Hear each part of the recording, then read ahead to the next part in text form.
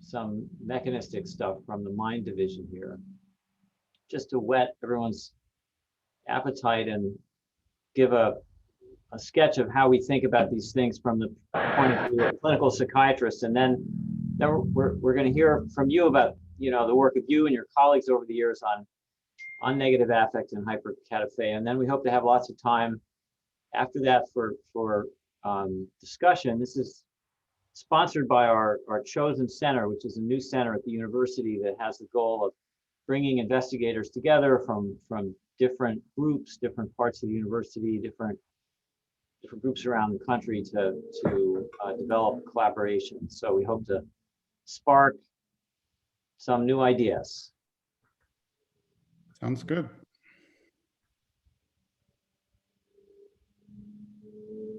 And I think we're probably going to need to give people a few more minutes to join up.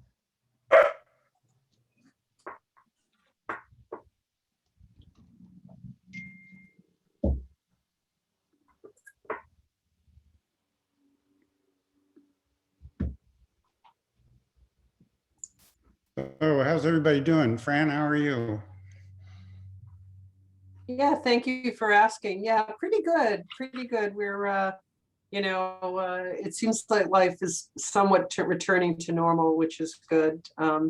Yeah, we've been putting a lot of effort into this new Chosen Center, which is this university-wide center across all the different schools, the dental school, the medical school, the business school, the engineering school, the public health school. So that's been taking up a good amount of time most recently. But, things are good. I think it's nice to see a lot of young faculty coming along, which is what we're trying to do, is grow the new generation. Jermaine's on the call, I see, and Laura Brandt. These are people from our division who are the young faculty, and we're just happy to have them and watch the division grow. And the irony, I don't know if you know this, George, but Denise was the first fellow in our T32. We're about the same age, but I was supposedly your supervisor. I think Denise taught me more than I taught her, but whatever. So. Bravo. Yeah. Great. That's one of the things I've always tried to get out of NIAAA and singularly failed, which is what happens to our trainees. Yeah. Turns out, unless you put a microchip in them, you can't find out where they went. It's a little easier now that we can Google people. Yeah. That's been a source of tracking, but yeah, it's hard. Yeah, I always joke that I'm going to make it part of the RFA that they have to put in a microchip. Microchip, like my dogs. But then you have to read. You have to have a reader. They have to pass through a reader somewhere. And yeah. Be sued, privacy, but whatever.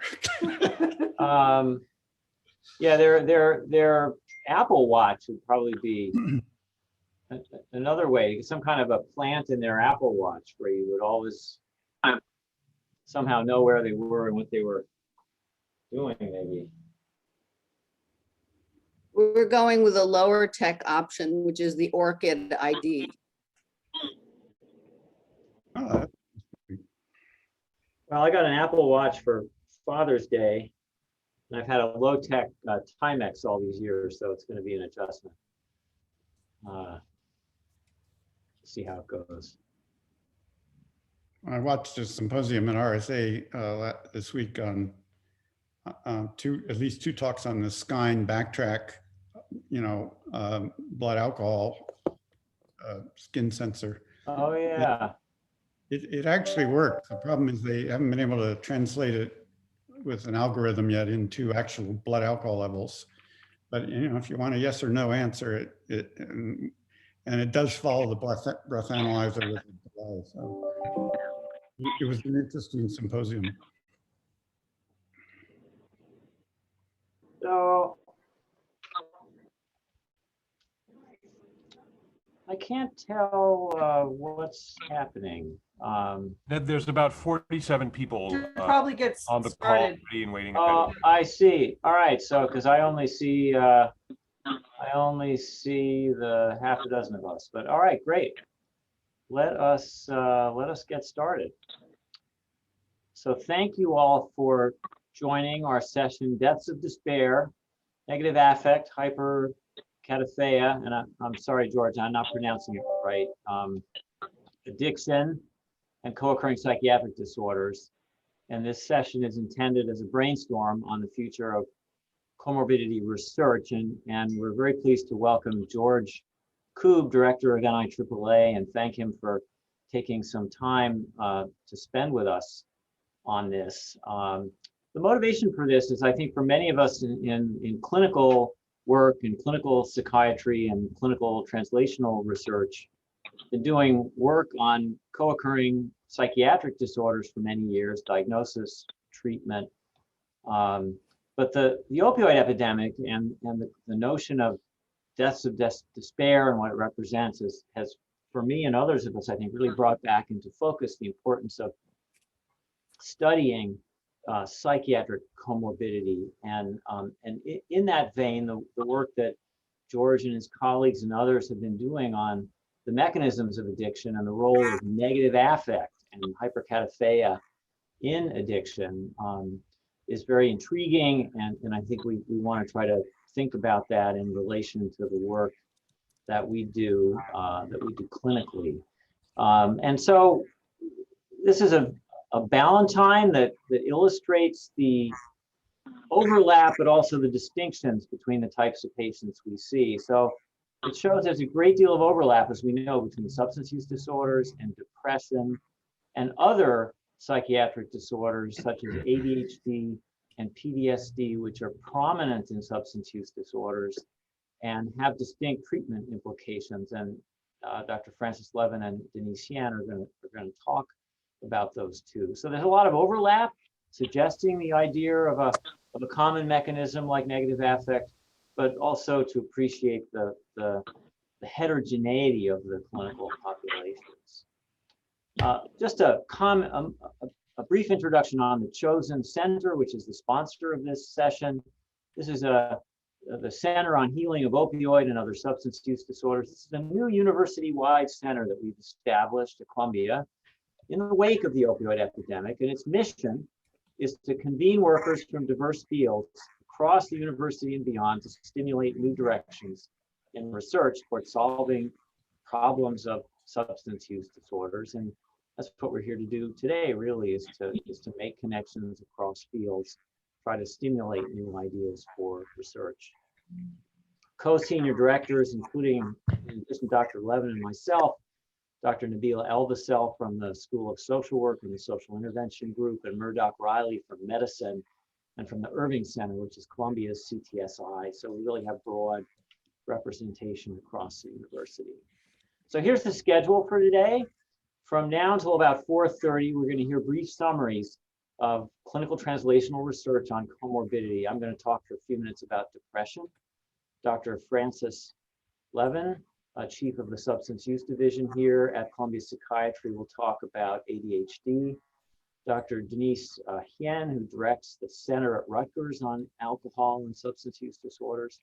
And Dr. Jeff Miller, who is a co-director in the division, in the Mind division here at Psychiatric Institute, doing a lot of imaging and translational work on depression and suicide. Then about 4:30, Dr. Koob is going to present to us about mechanisms of addiction and his thinking on the role of negative affect and hyperkatifeia. And then from about 5:15 for the rest of our time, we're going to have a moderated discussion. And again, the goal is to bring investigators together from different perspectives and fields and groups and spark new ideas for research. A couple of housekeeping points.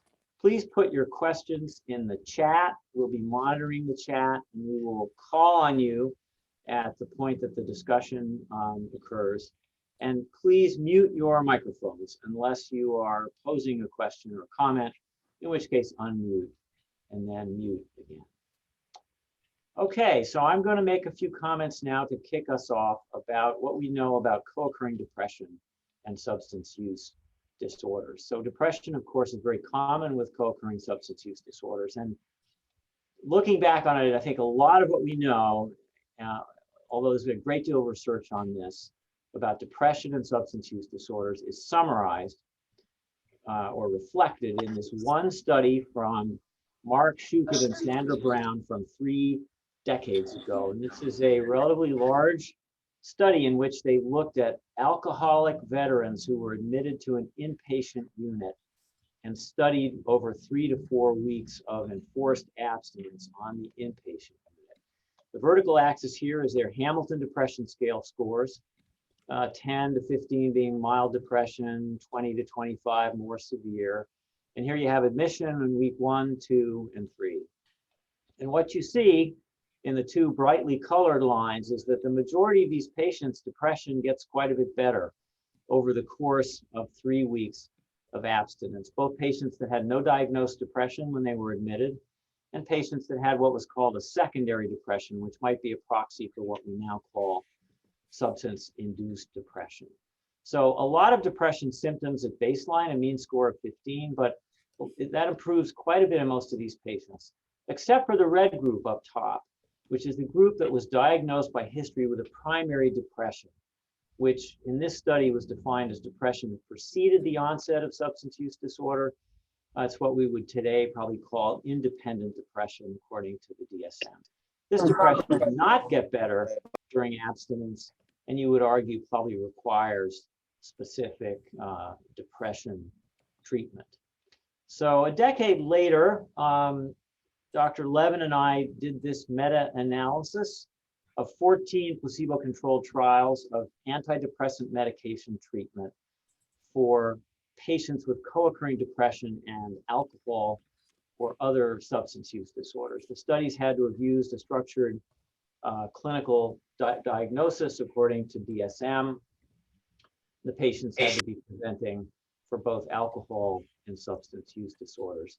And this is the forest plot summarizing the effect of antidepressant medicine on the depression outcomes. And this is a forest plot. Each dot represents one study. The horizontal axis is the effect size, Cohen's d.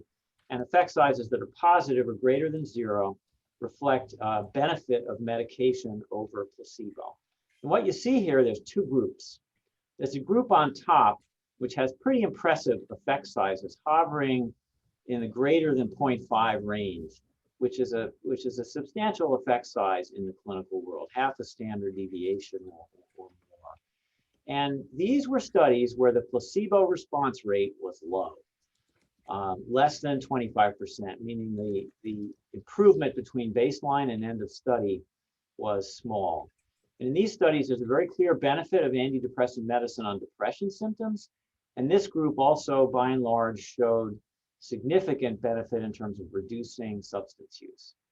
Then you have this second group, which has a high placebo response rate. And here you see no benefit. The effect sizes all hover around 0. And a couple of interesting things about these 2 groups of studies. The group up top with the low placebo response rate tended to be studies that got patients abstinent before making a diagnosis of depression, thereby being able to confirm a little better that it's not a substance-induced depression. The lower group tended to be studies that offered a manual guided psychotherapy, raising the issue that psychotherapy may actually be somewhat effective for the treatment of depression. But it gets us back to this prior slide a little bit. 2 groups, one where the depression really gets better if you treat the alcoholism or the substance use disorder, and another group where the depression persists and needs specific antidepressant treatment. But there's a lot of this substance-induced depression. Seems to get better with abstinence, but we don't really know a whole lot more about how to treat it. And it overlaps with withdrawal and protracted withdrawal and what we are now calling substance-induced depression. One study that sticks in my mind as being significant is this study done by Sharon Hall and her colleagues on smoking cessation, also in the 1990s. Now, noradrenergic antidepressants, bupropion and nortriptyline, are effective for smoking cessation, with or without depression. So Sharon and her colleagues did this study where they studied nortriptyline versus placebo, with or without cognitive therapy for smoking cessation. It was a large trial, hundreds of patients. And what they found was that nortriptyline increased the quit rates against placebo, whether or not the patient had a history of depression, very much like the findings you see with bupropion. But nortriptyline, interestingly, reduced the post-quit negative affect and was a mediator of the impact of nortriptyline on smoking cessation. So post-quit negative affect had a role here in the treatment effect of the nortriptyline.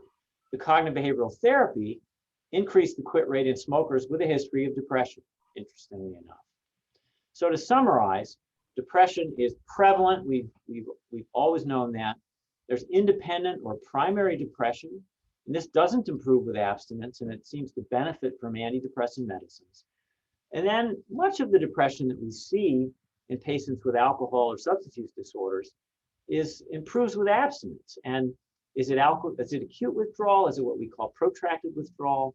Or we now have a category of substance-induced depression. We need more research in this area. And so what we want to do as we go forward today is think about what more do we need? What are the next steps in terms of studying prognosis, treatment, and translation here. So I'm now going to pass the baton to my colleague, Dr. Francis Levin, who has been studying all these years attention deficit disorder. And if you scratch the surface, taking a history with a patient with alcohol or drug use disorder and depressed mood, you will often find attention deficit disorder. It's commonly there, and of course it has distinct treatment implications. So Dr. Levin, take it away. Yeah, thank you, Ned, so much. That was really great. I appreciate the talk. So I'm going to say next slide because you're handling the slides, Ned. Is that correct? Let's see how that works. There we go. Okay, next slide. Okay. So Ned really clued us in to make some very specific points or basic points. So the slides that I'm going to show you is meant to do that. And the point of this slide is to make the point that ADHD is common. If you look at the rates of ADHD in the general population, it's about 2 to 3 to 4% for adults. But when you go to the patients in the general population who also have a substance use disorder, or you look at patients who are coming in for treatment, the rates are much higher, ranging anywhere from 10 to 25%. And, you know, when I initially got interested in this work, I thought, okay, it's going to be high in stimulant using patients because those are the ones that are self-medicating. And what I found over the years is that it's not strictly cocaine or methamphetamine users who have elevated rates. It's true whether you're looking at populations with alcohol dependence or opiate use disorders, or particularly high in cannabis use disorder patients. So the rates are anywhere between 14% with DSM-4. One of the recent studies we did in Europe found a rate of 14%, with DSM-5 a little bit higher. But again, contextually, these are much higher rates than what you would see with people without a substance use disorder. Next slide, Ned. And the other point, which you just heard Ned make, is that individuals with ADHD, it's rare that it goes alone. Often there are other psychiatric disorders such as major depression, bipolar illness, anxiety disorders, PTSD, antisocial personality disorder, and particularly when you have a substance use disorder, you start accumulating other psychiatric diagnoses. So in my private practice, if somebody comes in and they define themselves as being depressed, I'm always looking for an anxiety disorder and also for ADHD. It's sort of a triumvirate that often goes together, and even more so when a substance use disorder is present. Now, most of my research, you know, we tend, when we do research trials, to focus on one group, but the reality is when patients are coming in for ADHD, they often have some anxiety disorder or mild depression as well. Next slide. So the other issue that comes up, it's, you know, it still remains controversial about treating kids when they're young with a stimulant medication. And, you know, this is a question that parents often come to me about, is like, you know, I'm worried I'm going to make my kid have a problem with the substance use if they get exposed to amphetamines when they're children. And Some really nice work done by the Boston group, Joe Biederman and Tim Willens, actually found that looking at meta-analyses and longitudinal data that was not really controlled, but what they found was that actually putting a child on a medication, a stimulant, actually reduced the risk of substance use and also substance use disorders in adolescents and possible adults.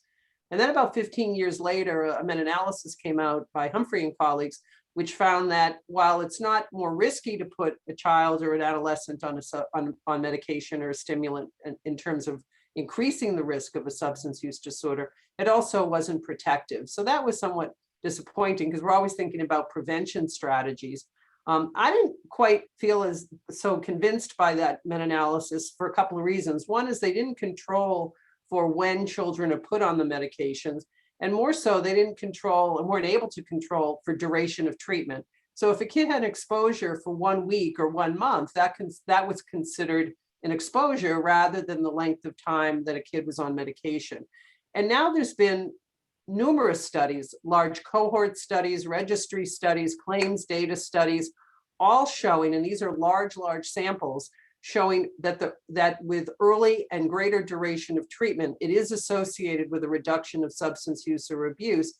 And also when adults are treated, that periods in which they're receiving stimulant medication, there's less substance-related problems, particularly even severe problems that result in hospitalizations, as well as other negative consequences such as criminality and suicide attempts.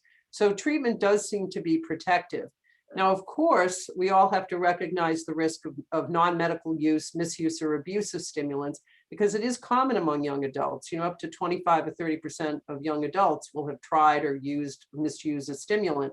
But the group that it's particularly risky are those who are using other substances or meet criteria for a substance use disorder. So of course, we have to prescribe stimulants carefully and always attending to risk of misuse or diversion, as we do with other agonist treatments such as buprenorphine or methadone. Next slide. So what has gotten me interested is trying to affect this course of illness, which seems to be a more severe course. If somebody has ADHD and a substance use disorder, they tend to develop a substance use disorder earlier. They're less likely to be retained in treatment. If they go into remission, it's harder, it takes longer for them to reach remission, despite the fact that they often have more treatment exposure. They seem to do less well in treatment. And as I said earlier, they have higher rates of psychiatric comorbidities. So the thought is that if you can treat ADHD in individuals with a substance use disorder, you may have a better chance of helping them effectively benefit from the substance use treatment that they're receiving. Next slide. So what's been done? You know, the interesting thing is that there's been hundreds of trials, like there have for depression. There have also been hundreds of trials, maybe more so, for both childhood and adult ADHD. But when you start looking at studies that have been done in substance using populations, which represent, as I said, a good percentage of the patients, there's been not that much done. There's been 15 randomized trials, 13 are outpatient. And the reason those are important is because you can look at drug use or alcohol use in those samples. And most of the studies are small. Most people, we all would like atomoxetine to work. Atomoxetine is a non-stimulant medication. It doesn't have the abuse liability that stimulants do, but it doesn't seem terribly powerful in terms of affecting ADHD symptoms, particularly when there's ongoing substance use. It's been looked at in 2 trials for people who have cannabis use disorders, and the results have either been mixed or negative. A little bit more modest effect with alcohol use disorder, and I'll talk about that slide because it's the one study that's targeted ADHD and alcohol use disorder. The medication that's been looked at the most is actually methylphenidate, and there's been 6 outpatient trials with methylphenidate using standard dosing. And by and large, these results are mixed, some positive, some negative. None of those studies found on the 2 primary outcomes of ADHD and a substance use disorder that it worked well for both in terms of the medication. It's interesting because I had the opportunity to work with Ned on some secondary analyses of large CTN data. And what was interesting is that the individuals on standard dosing of methylphenidate, and these were in tobacco-dependent patients, that if they had a higher severity of ADHD symptoms at baseline, they were more likely to see also a benefit from the methylphenidate on their substance use. So it might be that you need to have greater symptomatology at baseline. Somebody with low ADHD symptoms although making in the criteria for ADHD may not respond as well. The other thing that may be a little controversial, but seems to be possibly the case, we need more data, is that, that there were two recent trials, one with amphetamine use disorder patients and the other one with cocaine use disorder patients, in which they used pretty high dosing. One was done in Sweden by Maya Constenius, and what she did is she used high doses of methylphenidate. This is more than twice the dose of what is approved, FDA approved. And what they found is it improved the ADHD symptoms as well as reducing amphetamine use. These were amphetamine use disorder patients. What's interesting is he had done an earlier study in the same group of patients at much lower dosing, and it was not effective either for the ADHD or the amphetamine use. And then recently, and not so recently now, our group at Columbia has looked at extended release amphetamine salts, which is the Adderall XR. And in that study, using maximum doses or above maximum doses, we found improvement again in the ADHD symptoms with a reduction in cocaine use and actually promoting abstinence. Next slide. So what you have here was the study that is the only study that I'm aware of that's been done with patients with alcohol dependence. And it was interesting, the ADHD was modestly improved with atomoxetine.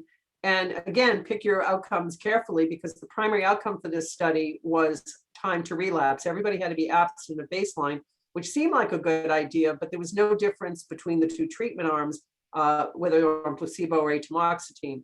But one of the secondary outcome measures was heavy drinking episodes. And among those who were on atomoxetine, there was a decrease in heavy drinking episodes compared to the placebo group over time. And to me, that's a very relevant outcome measure. And shows that there is promise that you may be able to impact drinking and the heavy episodes of drinking by the use of a medication targeting ADHD. Next slide.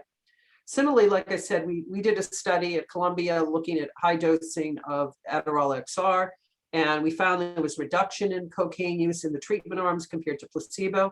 And then perhaps one of the highest bars that we have in terms of cocaine treatment research is having to get abstinent in the last 3 weeks of the study. If you think about it, if somebody is no longer in the study, they don't make it into the treatment arm as being a treatment responder. So, and we lose 40% of patients often in these trials.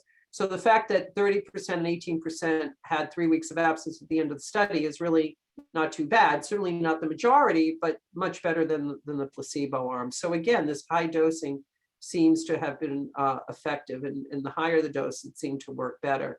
Next slide. So the conclusions is that what I said at the beginning, that ADHD is prevalent in people with substance use disorders.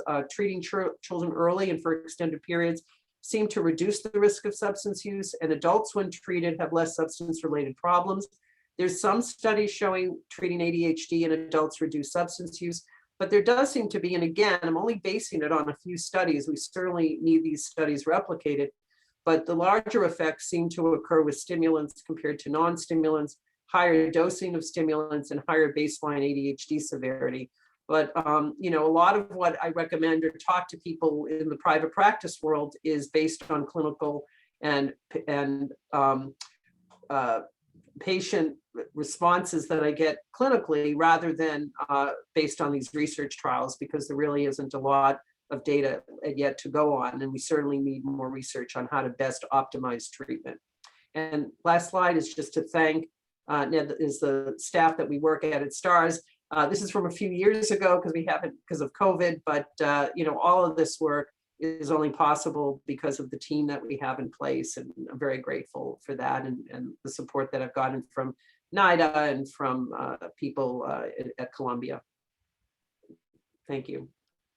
Okay, thank you, Francis, for that terrific summary. I'm now going to pass the baton to Dr. Denise Hien, who's director of the Center on Alcohol and Substance Studies at Rutgers. Many years ago, started with us at Columbia. And if you scratch the surface of patients with substance use disorders and dysphoria, you frequently find trauma and post-traumatic stress disorder. And Denise has been one of the leaders in the field of studying this. So Denise, take it away. Thank you, Ned. And as Dorothy says, there's no place like home.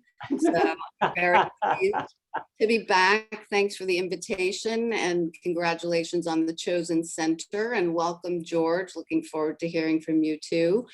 I'm going to provide a bit of a high-level review of with some operating principles that will help to summarize the work that's been done over the last 3 decades on PTSD and alcohol and drug use, to kind of cover how far we've come and also what still needs to be done. So you can give me the first slide, Ned.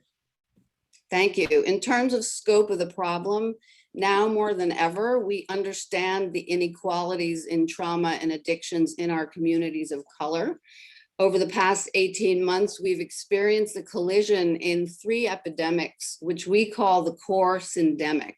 It's centered with trauma. So COVID-19, obviously the opioid epidemic and the racial pandemic, but really place trauma in the center and recognize that we're going to be dealing with what I call the long haul of trauma on mental health and substance use for decades to come.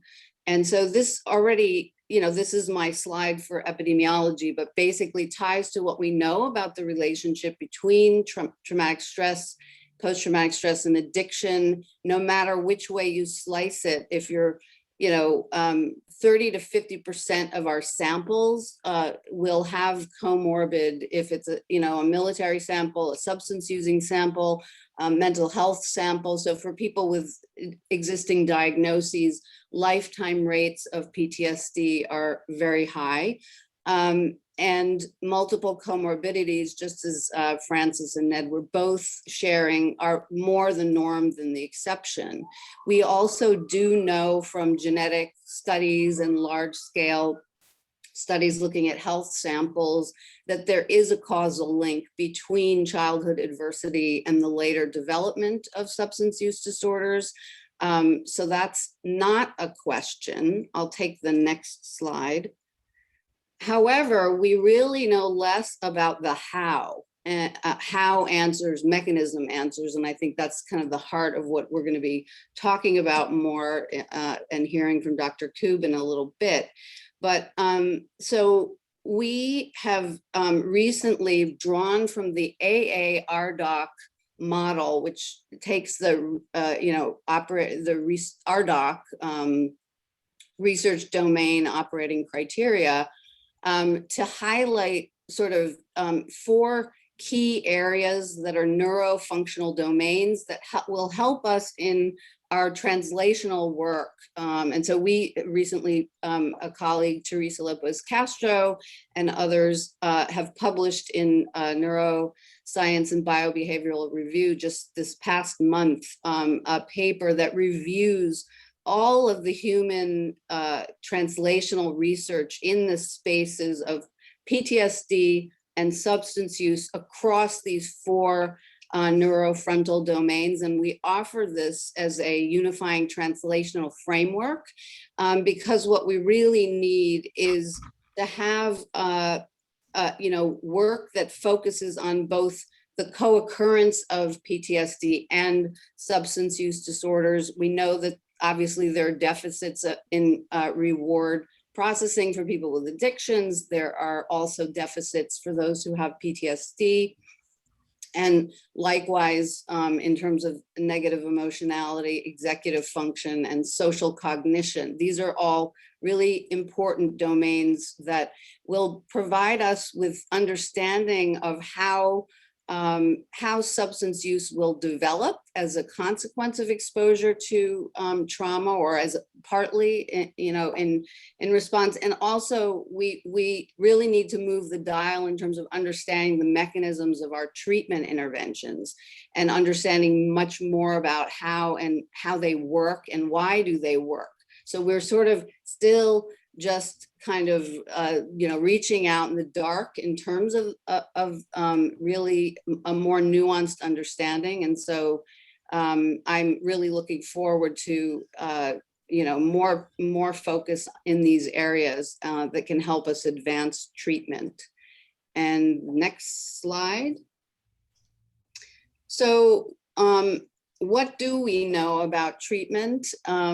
Well, interestingly, we have discovered, and over the past 3 decades of the time that I've been doing this work, it may come as a surprise, but that we have done a systematic review of the literature and have found 50 trials that have been used to address PTSD and substance use. This is, you know, most of the systematic reviews and individual traditional meta-analyses to date have been done with a small number of trials. So like the maximum number, I think, is 14 or 20 in the more recent analyses. And although we have these systematic reviews, the limitations, which you know, Francis laid out in the ADHD space, which focus on the fact that we have it's very hard to do comorbidity research. So any of us who do these trials know how long they take, particularly if you are doing a medication intervention or combination with behavioral and medication. The problems of treatment attrition, lack of diversity, and a lot of methodological constraints that leave us sort of wanting in terms of being able to sum up and say, okay, what really works for our populations? And so what do we know over the past 3 decades is essentially that our behavioral interventions do work. So, you know, when we first started doing this work, there was the do no harm, stay away, don't go to the trauma because, you know, patients are just going to relapse and get worse. And I think we can definitively say from the clinical trials to date that the behavioral interventions work. There is some indication that doing more focused trauma work will move the dial more than just doing sort of skills-based or coping skills-based behavioral intervention. The pool of medication trials has in general felt to be not enough for us to really know which medications have an impact on PTSD and substance use. And so, you know, we've been left wanting to date. And so we I'm showing you the slide about Project Harmony, which is a new approach to try to address the fact that we don't have comparative effectiveness trials. And so we have brought together a consortium of over 30 investigative teams from an international base. And we have pooled together 42 clinical trials with over 4,500 participants. And this is funded by NIAAA, by the way.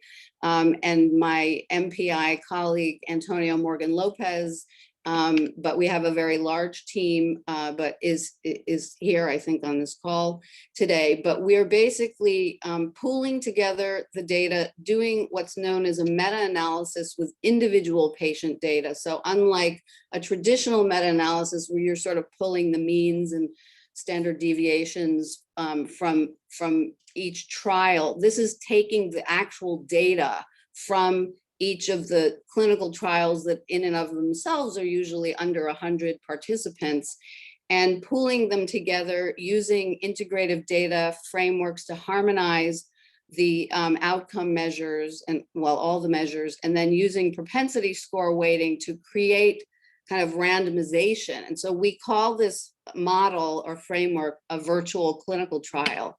And so we have just have hot off the presses a teaser for you. I obviously don't have time to go into all of the findings, but the next slides will show you impacts on this. This first one shows you impact on PTSD, and then I'm going to have you click on to the impacts on alcohol. But basically, we've classified all of these treatments, and we were agnostic to the type of treatment, and it included medication and behavioral intervention.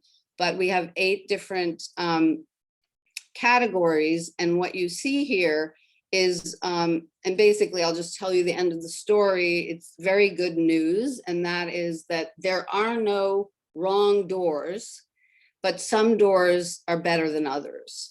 And so what you see on the left is the left 8 bars are the 3-month end of treatment outcomes. And then on the right side, it's the same treatment types impacting the 12-month outcomes. And so this is the PTSD outcome. And so what you're seeing, and we don't have time to go into all the details or comparative effectiveness, but very interestingly, the combination of trauma-focused, so very trauma, like prolonged exposure type of intervention, combined with an alcohol-focused medication has, a very large effect size, both at the end of treatment, it's a negative 1.5, and at 12 months out, 3.2. So the alcohol combination with behavioral intervention in this case seems to be very promising. And so if you can just click on the alcohol outcome, it's the next slide. You see that impacts directly on alcohol are also very strong for the trauma-focused and alcohol combination. Trauma-focused by itself is also, has a big effect, as does, surprisingly, placebo. So patients that received placebo also got a behavioral platform, so we have to take that into consideration. But so without, sort of going into more of the specifics, the big picture comment is that our using this type of methodology really is allowing us to amplify and magnify and also make assessments about comparative effectiveness. And our treatments actually do work. And one of the things that we haven't been able to show in any of the individual trials, it typically is a direct effect of our interventions on substance use. So we've had to sort of focus on, if we target PTSD and reduce PTSD, then over downstream, we see impacts on substance use, but we haven't often been able to show direct impacts on substance use. But this analysis is giving us sort of really positive guidance on what we need to do for our patients. And then finally, you can go to the next slide. But I think where we need to go is still, we don't know for whom which types of models work. And what we saw in Dr. Levin and Dr. Nunes's slides is that it does matter,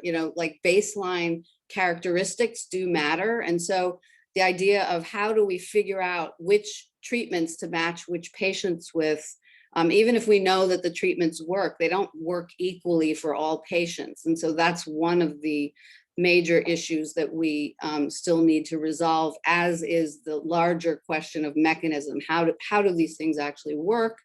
And how can we improve longer term outcomes? And then, of course, always the problem of dissemination. So these are some collaborators on our Project Harmony team.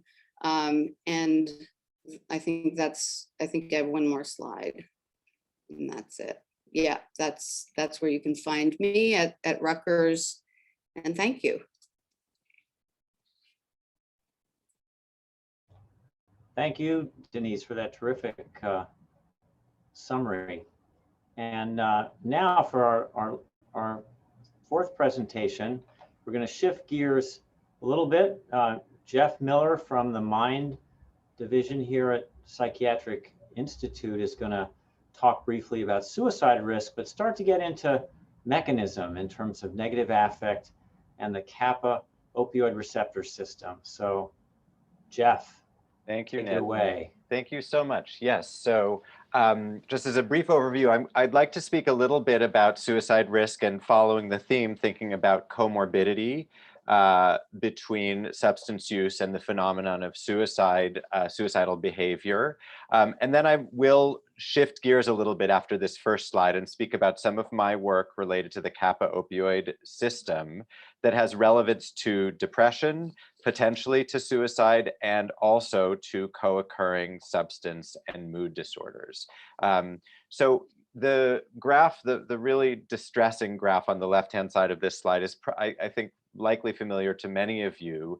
It is showing that despite, our efforts to increase access to psychiatric care, to develop new treatments for depression and suicide prevention interventions, the rates of suicide in the United States have continued over the past 20 years to climb, not to go down. There may be a year here or there, right? If you look at these data are through 2019, and you may see a slight decrease, but it has been a gradual increase over the past 20 years, which is very distressing.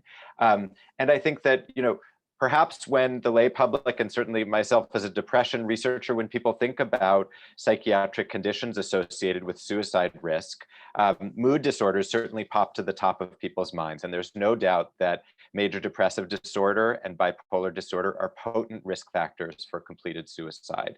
But it is also certainly the case that substance use disorders are potent risk factors. And so that first bullet point is from data from a VA study describing a 2.5-fold increased risk of suicide in individuals with a substance use disorder diagnosis.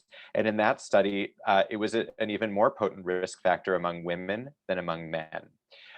In terms of alcohol, if we drill down specifically to alcohol, it is both the case that acute alcohol use leading to, up and to the point of intoxication, as well as chronic alcohol use disorders are risk factors for suicide. And in the case of the acute use, we could think of many possible behavioral sequelae that might increase the propensity for suicidal behavior and for completed suicide, related to dysphoria, aggression, impulsivity, removing barriers to self-harm, and perhaps reduced access, internal access to more adaptive coping strategies in the setting of intoxication. And so I was speaking about these things separately, mood disorders and substance use disorders, but the combination in men in particular, men with comorbid alcohol use disorders and depression, major depressive disorder, are among the highest risk individuals for completed suicide. And as I was alluding to, as we were looking at that steadily climbing rate of completed suicide, there's been really limited advances in the field that can really dramatically change the slope of that curve and bring it downward. One thing that comes to mind, and that there's been a lot of work at our institution, actually both in terms of the treatment of depression and suicide, and in the terms of the treatment of substance use disorders by Elias Dakwar, is ketamine. Even in those instances, I think there's probably a lot more work to do in terms of examining the co-occurring conditions and what effect a novel treatment like ketamine can have when mood disorders co-occur with substance use disorders. And so, I would argue that there's really a need for novel treatment targets if we're going to make progress in these conditions. So you could go to the next slide, Ned, and I am going to really drill down and go from a broad overview to some specifics about some work that we've been doing. Oh, shoot, this slide is automated. Okay, you can keep clicking, Ned, until all the boxes appear. I'll tell you when you get to the bottom. Well, why don't you stop there so we don't go to the next one? So I want to talk a little bit about the kappa opioid system. And so there's been a really elegant literature from animal models over many years about the role of the kappa opioid system in maladaptive responses to stress. And we were hearing from Denise in the last talk about the co-occurrence of PTSD and substance use disorders, and certainly stress may be a common point for both mood disorders and substance use disorders. This pathway shows how stress leads to activation of the HPA axis, and that leads to the release in the brain of the endogenous kappa opioids, dynorphins, which stimulate their receptors and have a lot of downstream effects. They affect multiple monoamine neurotransmitter systems, including norepinephrine, serotonin, and dopamine. And I would say that among those, there's been probably among the most focus on how this kappa activation impacts dopaminergic function, impairing, modulating reward circuitry. And in terms of what we can look at with brain imaging, with PET imaging, we can look at the receptors for kappa, for the kappa opioids. And when this system gets activated, those receptors are internalized and downregulated. What I'm showing in the upper right-hand side of this slide is a PET image in the color scale and a co-registered MRI in the grayscale of the kappa opioid receptor from a participant who we scanned with PET imaging with the GR radio tracer, showing high binding. If you look on the right-hand side in the anterior cingulate, you can see high temporal binding, high insula binding as well. If you could go to the next slide. So actually, yeah, sorry, there was a little more I was going to say about the animal literature that motivated our studies. In animal models, if you stimulate this stress-sensitive system, the kappa opioid system, you exacerbate animal models of depression by giving kappa agonists. If you give kappa antagonists, that has antidepressant-like effects in animal models of depression. And there's an analogous literature that I'm not going to go into as much detail about, related, but I think we will hopefully hear more about in the coming talk, about stress-induced relapse in substance and alcohol use disorders. So we did a small pilot PET study in 13 patients and 10 healthy volunteers, where we quantified the kappa opioid receptor in patients with current major depressive disorder. And we started with a quote unquote pure sample in this first study with very limited comorbidity, at least in terms of substance. So there was anxiety comorbidity, but no comorbid alcohol or substance use disorders. And we started by looking initially at following very closely from the animal literature about if you stress an animal, a mouse or a rat, which brain regions in rodents show kappa opioid receptor activation. And we looked in those small regions to see if we saw a difference in kappa binding in patients with depression versus healthy volunteers. We didn't see much of a signal. And so this slide that I'm showing here took a different approach, in which we did sort of an agnostic look at binding.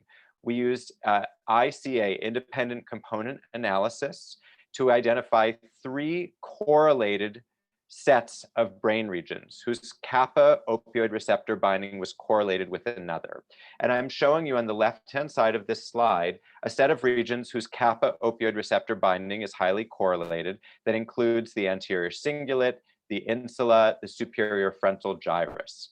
We had hypothesized low levels of kappa opioid receptor in the brain in depressed patients for the reasons that I showed you in the previous slide, that in a high stress, high dynorphin state, the kappa opioid receptors would downregulate in response to that.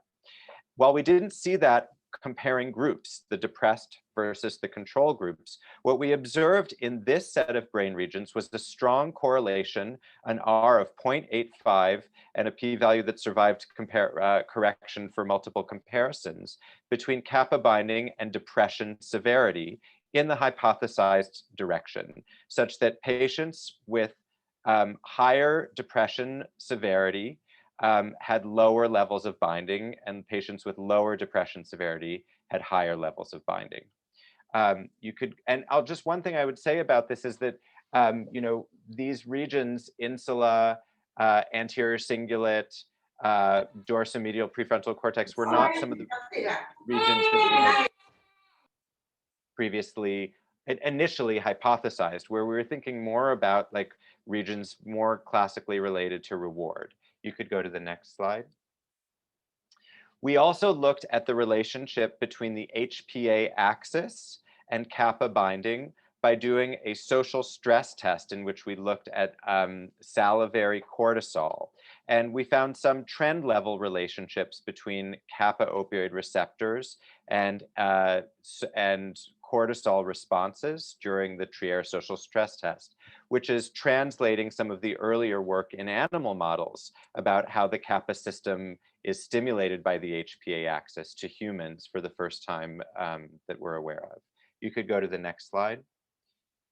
And so then I just want to talk a little bit about next steps. So I'm showing findings related to depression severity, but there's post-mortem literature linking levels of dynorphin, the endogenous kappa opioids, to completed suicide. And we certainly are interested in looking more at that.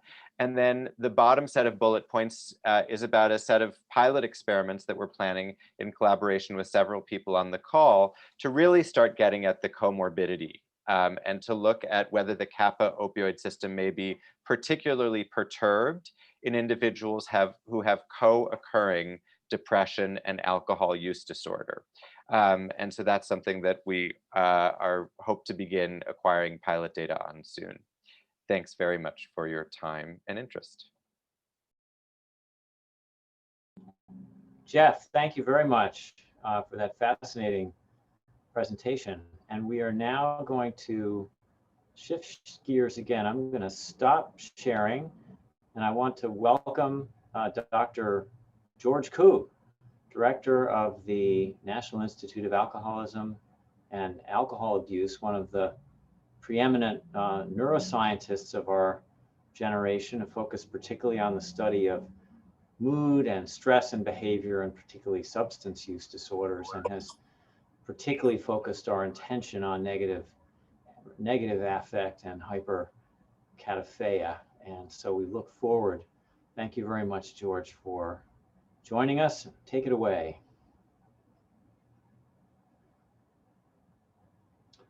Let's see, you're muted.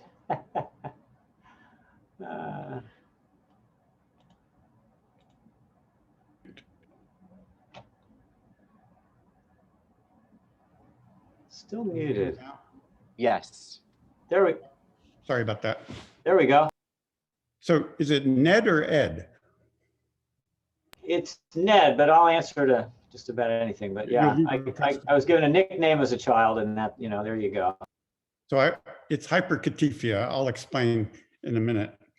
Anyway, it's great to be with all of you, and I've been with many of you before, and some of what you're going to hear, you have undoubtedly, many of you heard before. So I'm going to go rather rapidly.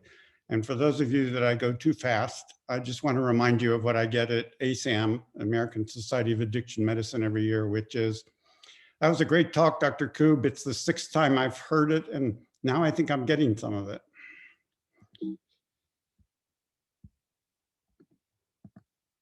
So you've already talked about this. I'm going to focus on 2 drugs today in multiple ways, and I'm just going to interface between the 2 and jump back and forth. But I want you to realize, putting on my NIAAA hat, that yes, we have an opioid crisis. Yes, we have an opioid overdose crisis.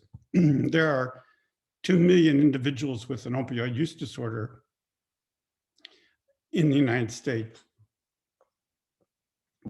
But there are 14 million individuals with an alcohol use disorder. And, I call alcohol use disorder the sort of endemic problem that we always have and always have had. And since I've been director, we've been losing close to 90,000 or more people a year due to alcohol use disorder.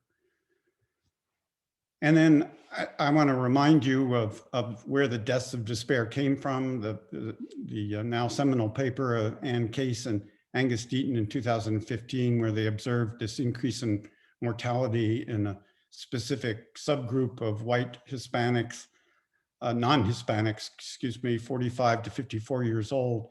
But we now know that in subsequent studies, these patterns of increased mortality in the United States have been observed across many racial, ethnic groups and age groups. And this mortality, drugs and alcohol play a prominent role in the deaths of despair, with alcohol contributing to 15 to 20% of overdoses, 26% of suicides, and half of liver disease in the United States. So I'm just going to go through this fairly quickly. I'm going to bring you up to date on my conceptual thinking around the dark side of addiction, as we call it, or the negative emotional side of addiction, if you prefer. Conceptual framework, opponent process, hyperkatifeia, negative reinforcement. I'll very briefly talk about neuroplasticity in the brain, negative emotional circuits, and very briefly talk about loss of reward transmitters and gain of stress neurotransmitters. I'm going to try and keep this short so we have some time for discussion. There are plenty of reviews that I've written or co-written with others on some of the details here. And I want to end with an overlap in the brain, negative emotion and pain neurocircuits, and why I think that's important for the deaths of despair. And as I think Fran pointed out, or perhaps Ned, what we're going to be facing with the long haulers. So let's talk about the conceptual framework. So I define addiction like all of you, chronically relapsing disorder characterized by a compulsion to seek and take drug or stimulus, loss of control, and limiting intake. But I always have the Koob add-on, which was the emergence of a negative emotional state, which we're going to define as hyperkatifeia in a minute, when access to the drug or stimulus is prevented. And I called this the dark side of addiction. And again, you can call it the negative emotional side of addiction if you want. And I don't think I have to dwell on this at all. 3 stages, 3 domains of dysfunction. So binge intoxication with incentive salience and pathological habits, withdrawal negative affect with reward deficit and stress surfeit, and preoccupation anticipation with executive function deficits, and color-coded with the circuits that are predominantly, not exclusively, but predominantly involved: binge intoxication with the blue and basal ganglia, withdrawal negative affect with the extended amygdala in red, and of course, allocortical and largely prefrontal cortical circuits in the green with executive function. But you could well ask, well, where did this come from? It wasn't handed down from Mount Olympus to Moses in stone tablets. Where did we get these 3 stages of the addiction cycle? And it actually came, believe it or not, from my teaching undergraduates at the University of California, San Diego, a course called Impulse Control Disorders, where I started noticing that all the addictions, including the process addictions, had these 3 stages. And then combining that with some of the really excellent work that Nora Volkoff did and others, Rita Goldstein, on imaging in human beings, these 3 stages fell out. And we published this originally, Michel Lemoine and I, in I think it was 1997 in Science. And when I joined NIH, Dr. Laura Quadco, who was in our intramural program, and a number of other individuals, part of our program, at the time got intrigued by the 3-stage cycle and the possibility that maybe there would be other ways of doing diagnosis, prevention, and treatment that utilized these domains of dysfunction. And the argument was that perhaps even neuropsychological tests like delayed discounting for executive function, or cue reactivity tasks, or negative facial and emotional matching tasks could be helpful in future diagnosis and maybe direction of treatment. And so Laura wrote a protocol, and Dr. Ron Chandani, who's on with us today, is now the director of this program to look at these 3 neurofunctional domains in some deep behavioral phenotyping at the clinical center at NIH.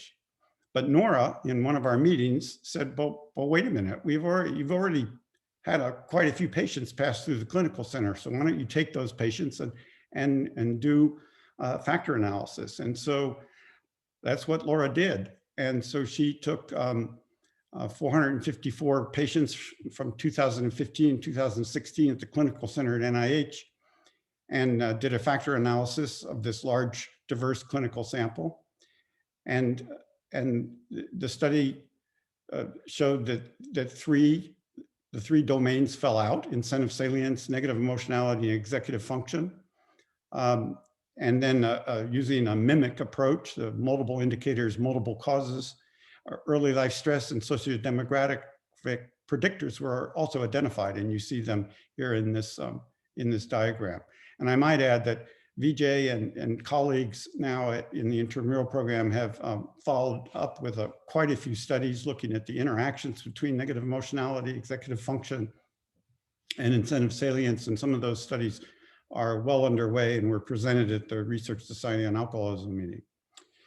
So we have addiction, we have my conceptual framework of addiction, but I want to focus on what I call the dark side of addiction, the negative emotional side of addiction. This just happens to be my favorite painting in the whole world by Picasso. It's called The Absence Drinker, and at the turn of the 18th, 19th century, just about every impressionist and post-impressionist did a painting of somebody drinking absinthe, which is a very powerful drink containing a stimulant, thujone, it's strychnine-like, plus, of course, very high doses of alcohol. And I challenge any of you to find me an absinthe drinker painting where the person is smiling. So how did I get there from there? You know, I like to say that I spent half my career trying to understand how we feel good, and then I took on the second half of my career trying to figure out how we feel bad. And the feeling bad part is predicated on the pioneering work of Richard Solomon, who argued in very simplistic terms, from a hedonic point of view, what goes up must come down. I might add that he also pointed out that what goes down could come up, and think of skydiving in that regard. But his argument was there was an A process. If you took heroin, he was using heroin as an example here, and that A process was a positive hedonic response, high, euphoria. But a B process followed it, an after effect. For you, those of you working on alcohol, think hangover. And that happens with the very first administration of a drug in excess. And what Solomon also argued is that the B process, the A process shows tolerance and disappears, and the B process gets bigger. And other theorists like Francis Colbert argued that the B process actually is so large, which you can't see on my diagram here, but where I'm showing you with the cursor, that it subtracts out the A process. So most of you don't stay awake at night trying to figure out how the B process comes about, but that's what I've kind of dedicated a lot of my research career to. What causes the B process, what mediates it in the brain? And I got tired of saying negative, hypersensitive, negative emotional state for the B process, okay? So I made up a word. I made up hyperkatifeia. It's defined as the increased intensity of negative emotional motivational symptoms and signs observed during withdrawal from abused drugs. It's derived from the Greek word katifeia for dejection, sadness, or negative emotional state. Many of you have heard the story, but I teamed up with two anesthesiologists, and all they could ever talk about was hyperalgesia.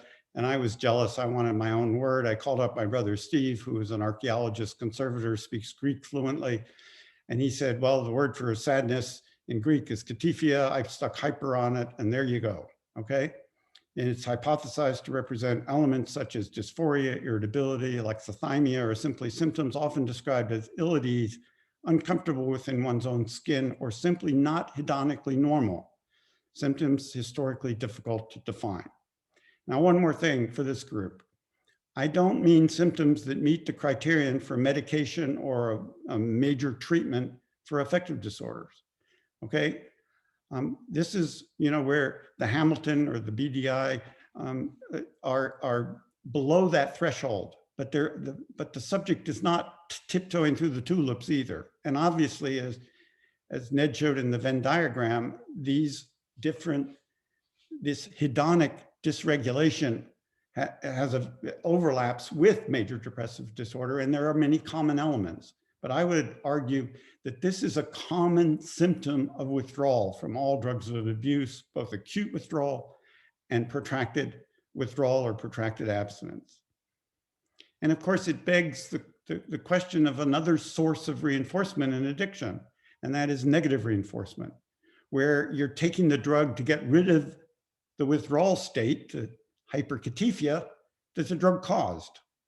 Much like, I'm going to argue a little bit, but you know, that's another talk, that people are taking opiates when they're chronically treated with opiates to fix the problem that the opiates caused, which is hyperalgesia. So, you know, here's the summary of my conceptual framework. Larry Parsons actually drew this slide originally before he passed away, and I loved it so much I've adopted it in some senses to honor Lauren Parsons.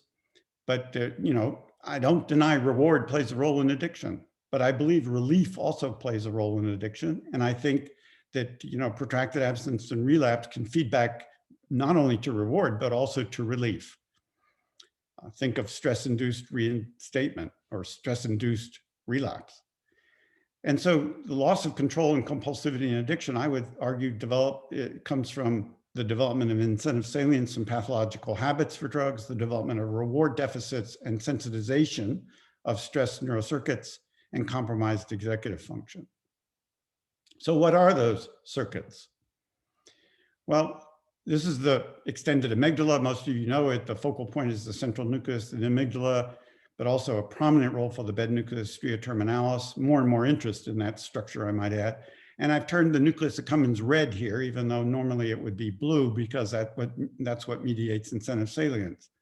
And I'm going to argue that the symptoms that I list here as negative affect or hyperkatifeia are derived from loss of reward neurotransmission and gain of stress neurotransmission in the brain.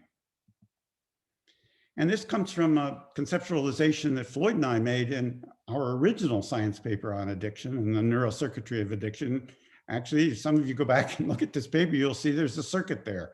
Got a couple things wrong. We had the locus coeruleus doing a little more than probably it does, but we got a couple things right as well.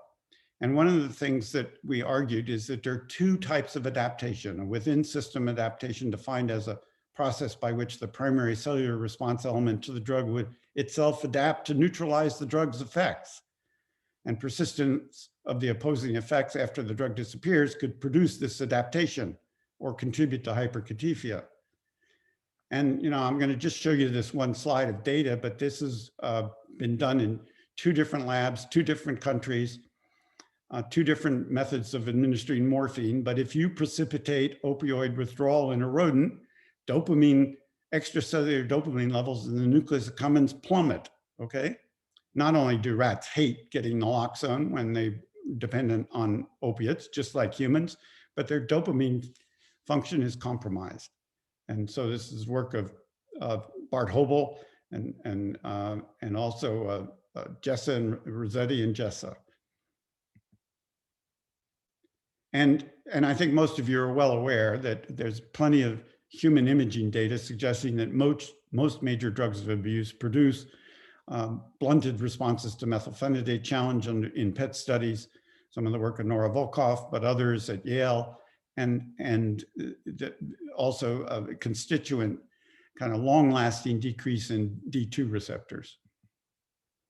And then we also hypothesized a between system neuroadaptation where some other circuit, basically other cellular system or separable molecular apparatus would be triggered by the changes in the primary drug response neurons and would produce the adaptation. And so the classic stress neurotransmitter, the stress neurotransmitter, in my opinion, was discovered by Wiley Vale and Catherine Riviere and Jean Riviere and Joachim Spiess in 1981. It's CRF, corticotropin releasing factor. Most of you know it for driving the pituitary adrenal response to stress, which I show here. Some of you know it also drives the sympathetic response to stress, but it also has heavily represented in the brain outside of the hypothalamus to mediate behavioral responses to stressors. And I'm not going to go through any of the data, but we know that CRF is activated during withdrawal. It mediates stress-induced reinstatement. It mediates withdrawal-induced anxiety-like responses, and it even participates and contributes in a major way for opiates and alcohol to the dependence or escalation in drug intake that occurs with unlimited access. And I'm just going to show you one example. I'm going to show this slide twice, and you'll see why in a minute. But this is actually from Paula Park, who is one of my last PhD student at UCSD, where we gave every day, every other day with unlimited access to heroin in the rats, and they'll show this escalation in intake, which you can see there in the yellow. But we gave a CRF1 antagonist that was made at Scripps by Kim Janda. It's a MPZP. It's a competitive CRF1 antagonist, and we showed we could block this escalation in intake. So keeping that in the back of your mind, because there's another system that also, as was already Jeffrey Miller already elaborated on, so I don't have to explain, but Bill Carlazon and Eric Nestler a long time ago hypothesized that if you overactivate opioid receptors or dopamine receptors in the nucleus accumbens, you drive this molecular process which eventually leads to overexpression of dynorphin, which suppresses the release of dopamine. And then if you look at my table at the bottom, you'll see the same pattern that I showed you for a CRF antagonist. In preclinical studies, CAP antagonists, as Jeffrey was alluding to, do the same thing, including blocking stress-induced reinstatement. And to give you one piece of data from our own lab, we can completely eliminate escalation in heroin intake, like I showed you with the CRF antagonist, by giving a CAP antagonist, a long-acting CAP antagonist, in this case NorBNI, which lasts for up to 6 weeks in a rodent if you give a big dose like we just gave here, which is 30 milligrams per kilogram. So what I'm trying to say is that there are two components to the neuroadaptations that are associated with hyperkatifeia, and what account for the exaggerated B process that accompanies excessive drug-taking behavior and excessive drug hitting the brain. And my argument is that this B process is driven by low dopamine, low opioid peptide function, and a gain in the brain stress systems. And it's not just CRF and dynorphin. There's also norepinephrine, vasopressin, hypocretin, and neuroimmune factors, and also glucocorticoids, which interact with some of these, maybe many of these stress neurotransmitters, as I call them. And then, you know, the extended amygdala is being studied with a great deal of effort by NIDA and NIAAA. I listened to a beautiful symposium just this week on the BNST and alcohol. But I want to remind you that there are buffers. There are homeostatic buffers to the stress system, and neurotransmitters like neuropeptide Y, nociceptin, endocannabinoids, and even the latest one that is a great deal of interest is oxytocin. So let me finish up with an overlap in the brain negative emotion and pain neurocircuits, and then explain and finish up, and I'm happy to take questions. So, you know, we at NIAAA, like the other institutes, do congressional briefings from time to time. A couple of years ago, we did one on women and alcohol. And Martha Woodruff, who is a former public radio journalist and calls herself a late blooming novelist, gave a beautiful talk. And I asked her whether I could get a quote for her for a slide. And she said the following: "I grew up professionally focused and personally adrift. There's a long history of depression in my family, and my childhood home was dominated by my mother's mental illness that was not recognized, let alone treated. Sometime in my mid-30s, I started using alcohol to provide relief from the pain of childhood damage and organic depression. Bourbon was the only thing that would make the loop tape of despair in my head pipe down." So what is opioid-induced hyperalgesia? Well, it can be defined as a state of nociceptive sensitization caused by exposure to opioids. It's characterized by a paradoxical response whereby a patient receiving opioids for the treatment of pain could actually become more sensitive to certain painful stimuli, can exacerbate a pre-existing painful condition, and therefore will increase pain intensity above pre-existing pain levels. It typically produces a diffuse pain, less defined in quality, which extends to other areas of distribution from pre-existing pain. And it appears to be a distinct, definable, and characteristic phenomenon that could explain loss of opioid efficacy in some patients. That's an important piece of this. So do we see this in humans? Yes, opioid-induced withdrawal hyperalgesia has been there for a long time. This is a fairly a more recent study about 10 years ago at this point, but this was the effective drug history on ischemic pain threshold intolerance. And the yellow bars are individuals The orange bars are individuals in acute withdrawal, but the yellow bars are individuals who have been abstinent for 30 months. And you can go back to Goodman and Gilman and the original Jerry Jaffe chapter in there, and there's a statement to the effect that one of the paradoxical effects about opioid use disorder or opioid addiction, at that time he wrote, is this very prolonged hypersensitivity to pain.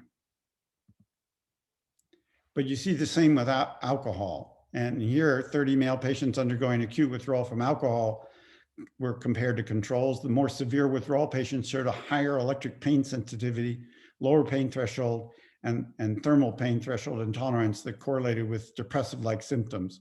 And so the more depressed these individuals were, the more sensitive to pain they were during acute withdrawal. Again, speaking to the possible interaction of physical pain and emotional pain. And then I want to point out to you that not only did we reverse in the study with Paula Park the escalation in heroin intake, but we reversed the hyperalgesia associated with opiate withdrawal in these rodents. And we just recently, it says unpublished here, but this paper is just come out in the Neurobiology of Stress. We actually repeated what I showed you with the escalation in heroin intake with Norby and tested rodents who received a chronic administration of heroin with Norby or GNTI, another long-acting kappa antagonist made by Phil Portugueses originally. And we were able to reverse the hyperalgesia in both male and female rodents with Norby and GNTI. So to wrap up from this perspective, where do the pain systems and my beloved amygdala, extended amygdala overlap? Well, obviously in the amygdala. And so you know about the classic spinal thalamic pathway where pain comes from dorsal root ganglia to periaqueductal gray to hypothalamus, maybe hits the amygdala that way, but moves on to thalamus and somatosensory cortex, and maybe also through descending pathways to the amygdala. But there's another pathway that goes directly to the parabrachial nucleus to the amygdala that a French researcher named Jean-Marie Besson discovered. And I believe Donald Price identified this structure as well. And this may be the emotional pain pathway, at least it was hypothesized as a possibility. And if you overlap my beloved extended amygdala with the pain pathways, a focal point is indeed the amygdala. And so a Koob talk's not complete if I don't mention allostasis. The argument we made is the opponent process doesn't disappear, but the set point changes. And in an allostatic system, it's the set point that's changing. And then there's a compensated equilibrium as opposed to returning to a homeostatic equilibrium. And our argument is that you can weigh this set point change, this allostatic defense down with genetic and epigenetic factors, childhood trauma, and psychiatric comorbidity, the topic of this meeting today, as well as excessive drinking. Don't forget that drinking alone can cause these allostatic changes. And if you can't resonate with the word allostasis, just think about how much weight you've gained during the pandemic and think about how hard it's going to be to get that off. And that's allostasis.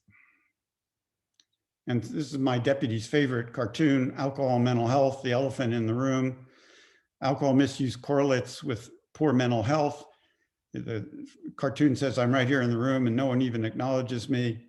As many of you know, alcohol misuse often precedes diagnosis of mental health conditions commonly used in an effort to cope with symptoms.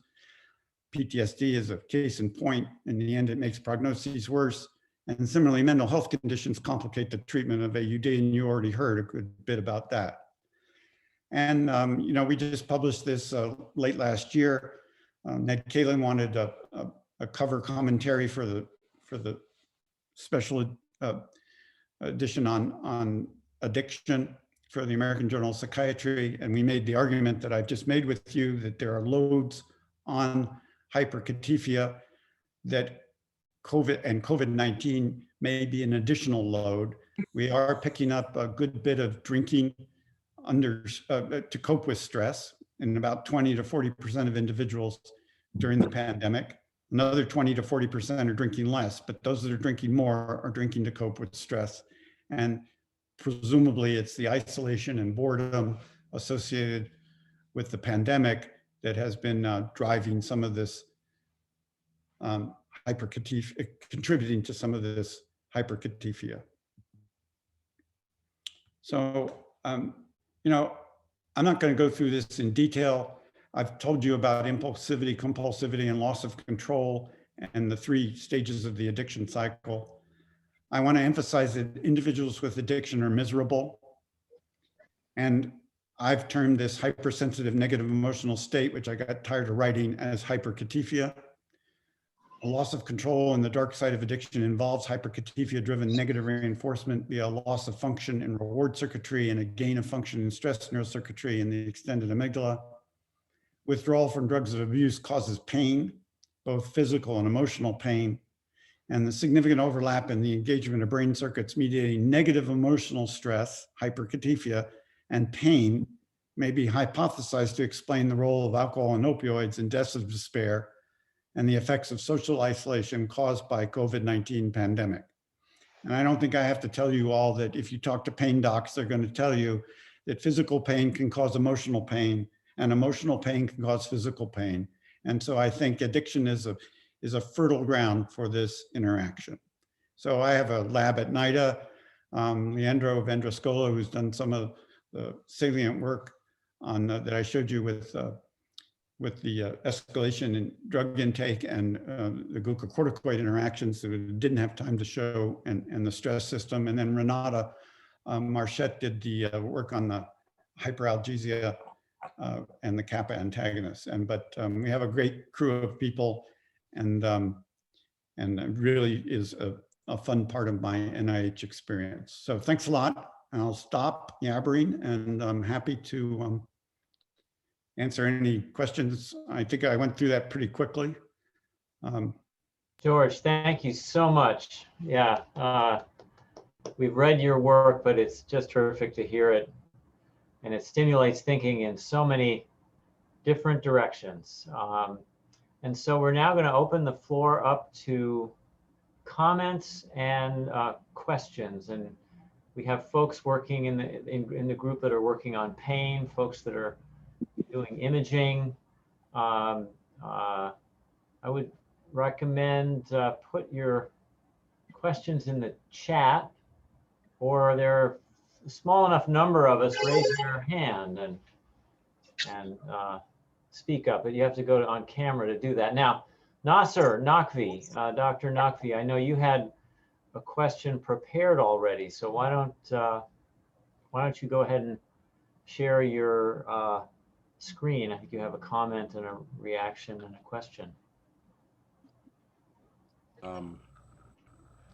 So hello, Yeah. sorry, wrong slide. There we go, we see it. Oh, sorry, no, that's the wrong slide. That's the other one, this one here. I apologize, I should have had that up here. No, that was, the first one was the right one. That looked good. It looked good. Oh, okay, this is the one right here. There you go. Okay, great. Okay, Yeah. So first of all, thanks so much, Dr. Koob, for coming and giving this talk, and it's such a great forum. You know, looking forward to you know, hearing what other people are doing as well in this area. So I just actually I wanted to start by showing you some new and exciting data in this one slide. And I wanted to just kind of get your sense of it, because I think it has some interesting implications. So this is a study that we did, which basically took 18 treatment seekers with alcohol use disorder who are not physiologically dependent, and we gave them 12 weeks of CBT, scanned them pre and post CBT, and with a couple of different protocols. But here we were looking at resting state connectivity, and I won't go into the details of that, but I think you know what it is. So the main finding here is that the degree to which the resting state connectivity between the anterior insula and the bed nucleus of the stria terminalis decreases from pre to post treatment is highly correlated with the degree of drinking reduction from pre to post treatment.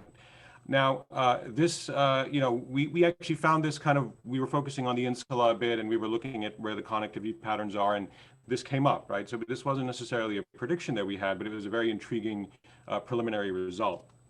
And in our mind, the implication of this, well, first of all, as you probably know, there's animal work from Centani et al.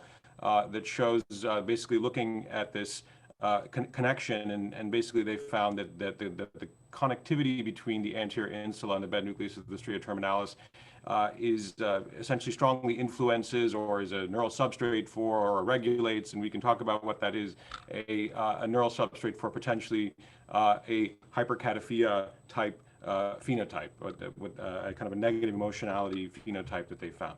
So one possibility is that we're looking at a modulation of this phenotype, of this biomarker essentially with the CBT. And the way that CBT might do that is that, well, one of the things that CBT does is it essentially teaches patients how to self-regulate negative affect, right? That's among many different things, as well as craving and so on. So one way that this could be playing out is that we are actually seeing the down modulation of hyperkatifeia by CBT. Okay, so this is a preliminary result. What we very much want to do, and we're interested in hearing your thoughts on this, so this was preliminary data from my K award, is actually elaborating on this in a larger R1, where we basically are measuring this same biomarker, this AI-BNST resting state functional connectivity, at a few key clinical time points. So the first one is during acute abstinence. So when patients are in withdrawal, not clinical withdrawal, but what you, I think, would construe as withdrawal, which is early abstinence. And then again, measuring it after a period of what we would call detoxification. So about 7 to 10 days, they would have a resting state scan again. And then we would scan them a third time after getting 12 weeks of either cognitive behavioral therapy, and specifically a kind of a mindfulness-based cognitive behavioral therapy, or disulfiram. And the reason we're choosing disulfiram as a kind of a control is that it ensures abstinence and relapse prevention, but it doesn't really do anything to hyperkatifeia, right? It is actually a good, I think, model for studying long-term abstinence and related effects. So if there's things like protracted withdrawal and so on that are going to appear, they should appear in the disulfiram group, but in the CBT group, we're hoping that this is down modulated, right? So this is kind of some of the stuff that we're looking at. We're also very much interested in looking at how certain subject characteristics, patient characteristics might predict the persistence of this connectivity. So for example, childhood adverse experiences, co-occurring diagnoses, and we're interested in how this biomarker correlates with a number of these ANA measures that you have elaborated as well.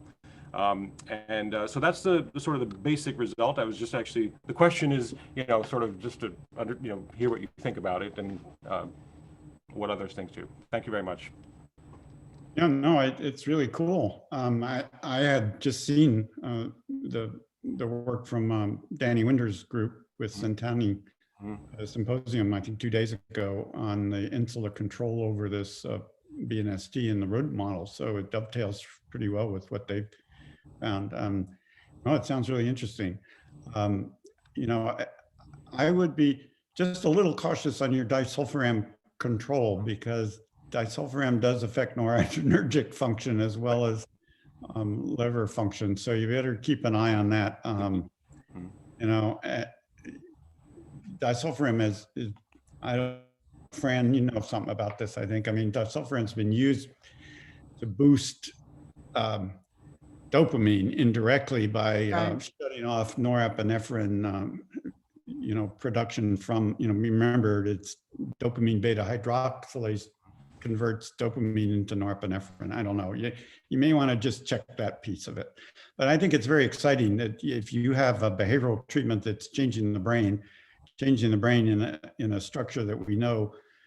I mean, the BNST and the central nucleus of the amygdala are intimately connected with CRF. There's CRF projections from the central nucleus to the BNST. There are projections from the BNST to a lot of areas south of there, that, including the periaqueductal gray, that probably mediate, emotional responses, autonomic responses. So, very exciting. Great. Thanks for your input. I think Meg had a question too. Meg, did you still have a question? I do, yes. So first of all, this has been a really, really interesting series of talks. But you know, George, I love the hyperkatifeia because studying cannabis withdrawal, it perfectly describes it. Really, you know, just that discomfort in their own skin. And Caroline and Arut and I are actually going to be looking at potential hyperalgesia. You know, that link you described between the emotional, negative emotional, and pain could be pretty interesting. So we are hoping to get funded for that study. But on a more theoretical level, you know, with the opponent process theory, the one I'm down with almost all of it except for one piece of it, and that is the dampening of the phase A, the positive effects. Because, you know, we studied cocaine users for many, many years and cannabis smokers. They still get a pretty good effect from the drug. You know, when we give them crack cocaine in the lab, they're getting a nice phase A effect. They're feeling good. It's not flat. And I see that with cannabis as well. It's certainly probably dampened relative to a novice, but you know, that's just the one part of the theory that I don't see a flattening. Well, yeah, no, you're right. I mean, and I think not all drugs are created equal, even in opponent process. So I think the psychostimulants are a little different. Right. And with opiates, you can get a full tolerance or almost full tolerance. But even Conan Kornetsky used to tell me, because he worked, you know, down there at Lexington, Right. you know, the addiction center when it was down there, and he worked with a lot of opiate addicted. He always told me, you know, George, it doesn't completely go away. They still Right. get high. Right. So, you know, maybe I should make that bump a little higher. Yeah, just a little bump. Yeah. Yeah. Well, it's interesting because, you know, the way methadone maintenance works is by inducing tolerance. Yeah. You know, Yeah, you get that's somebody right. on a high dose of methadone, it induces tolerance. And the patient typically feels pretty good. But I Yeah. think Yeah, no, I don't think you completely lose the A process. And if I intimated that, I take it back. Even though that's the way Solomon drew it Right, back then. right. You know, I've never modified that. But Meg, I'll tell you that there are two paper. Well, one's just a one subject paper, but the one there's one that I put in the book. And the neurobiology of addiction, Hans Breiter did quite a few years ago. And he actually is getting the high. But what I thought fascinating, you might want to look at that paper because you're right, he gets the high from psychostimulants, but there's a dysphoria that's coming on with the high. As the high is disappearing, the dysphoria is coming on. These were humans with imaging. Yeah, no, that's true. Yeah, that's an interesting point. But yeah. So it's a time course thing, I guess, what you would say. And what you're saying, it's still there in the initial phase. I would say, yeah. Yeah, Probably just put a little bump in there for phase A. It's still there. Or the tahini bump. That's right. so. Caroline, Arut, I think you had a comment about the relationship of pain to negative emotion and yeah, I mean, I just wanted to say that I appreciated seeing you discuss hyperalgesia. I don't think it's something that really gets as much attention as it should. So, and as Meg mentioned, we're going to be looking at the potential for hyperalgesia during withdrawal in cannabis users. But something else that I've looked at in the past in methadone maintenance patients is the idea that they can become hyperalgesic with ongoing use as well, not just during withdrawal. So I think, you know, that also speaks to the idea of hyperkatifeia. So it's nice to see. Absolutely. If you haven't seen it, Francis Colpert, if you want, send me an email, I'll send you the reference if you haven't seen it. But Francis Colpert wrote about that. He called it sign reversal. Yeah, so you've seen it. And yeah, I think that's a real phenomenon. You know, hyperalgesia first didn't exist. When Guy Soumenet showed it in animals, he couldn't get those papers published because I was in Bordeaux during that period because I would go every spring. And Simonet couldn't get any of that work published in the initial years. Then he got that published. Then they found it in a few patients, and now it's all over the place. So, you know, and these things have, I can remember, Meg, I can remember Joe Brady, the times of Joe Brady and the initial studies with naloxone when no one saw any effect whatsoever of naloxone in operant behavior, okay? but they were using, you know, VI schedules where the rats were pressing like mad. And you give them the naloxone and they just press through it. You know, so times change and we get more sensitive measures and we pick our hypotheses a little better. But I really do think that pain is an important interaction. And we're, you know, we've been putting some energy into that with the alcohol field. And one other comment about pain with alcohol is that, you know, there's been meta-analyses and a number of studies showing that you really don't get good pain relief with alcohol till you hit about a binge level intoxication. And the other part is it's only on the ascending limb, all right? And the other part is that anybody that uses it as an analgesic will tell you that it touches things that opiates don't. So don't go all run out and have a drink tonight because of your arthritis, but I'm just saying.